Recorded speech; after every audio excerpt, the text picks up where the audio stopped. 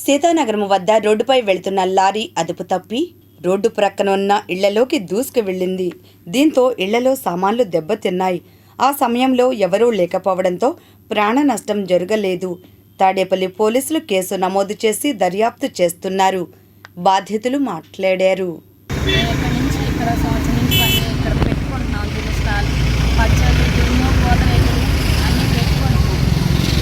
రాత్రి 11:30 ఈ ప్రమాదం జరిగిందండి. మేము నిన్న పెట్టలేదు సీఎం గారు వస్తున్నారని. అది మేము ఉంటే మా ప్రాణాలు పోయేది. ఇదంతా పాడైంది, సరుకు పాడైంది, బండి మొత్తం పాడైపోయింది. చాలా నష్టం జరిగింది సార్. ఏ పాట చూసారు మొత్తం అసలు ఏది లేదు, ఏది పనికిరాదు. మొన్న ఈ మధ్య ఒక 6 ఏళ్ళు 10 ఏళ్ళు పెట్టి బాగు చేశారు. మళ్ళీ ఇప్పుడు ఇది ఎలా?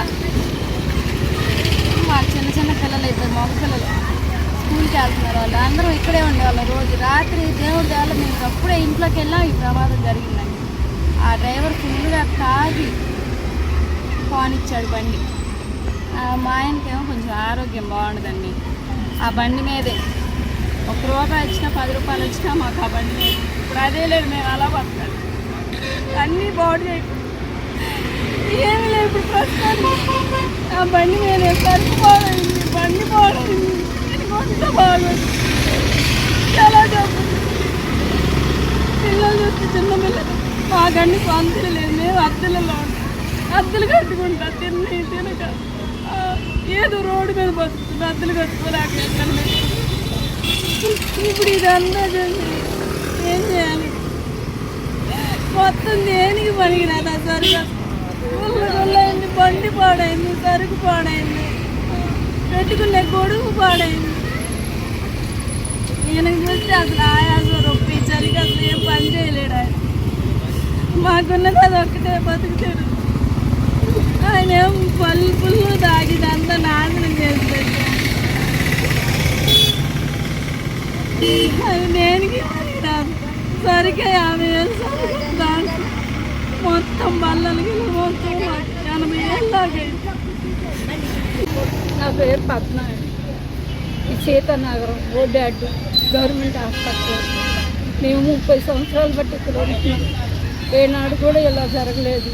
కేవలం ఈ ఇల్లు కట్టి చీకటిగా ఉండి వాడు తాగి ఫుల్లుగాను బండి మా అబ్బాయి 11ంటికి వచ్చాడు ఇక్కడికి భోజనానికి. పండుకొని లేచాను. నేను టిఫిన్ బండి పెట్టుకున్నాను. అప్పుడు దాకా చేసుకున్నాను ఇంట్లో పని. అలసిపోయి నాకు పిల్లాడి కోసం భోజనానికి వచ్చి ఇక్కడ అన్నం పెట్టమంటే పెడతానికి వచ్చాను. బండితో అక్కడ గుద్ది దించి మొత్తం పోసుకొని వచ్చేసాడు. ఆ పరిస్థితిలో మేము అలాగే చూసాం. కానీ మా పరిస్థితి ఎలా ఉండమంటే అలా ఉంది. నాకు ఇప్పుడు జ్వరంతో ఉన్నాను.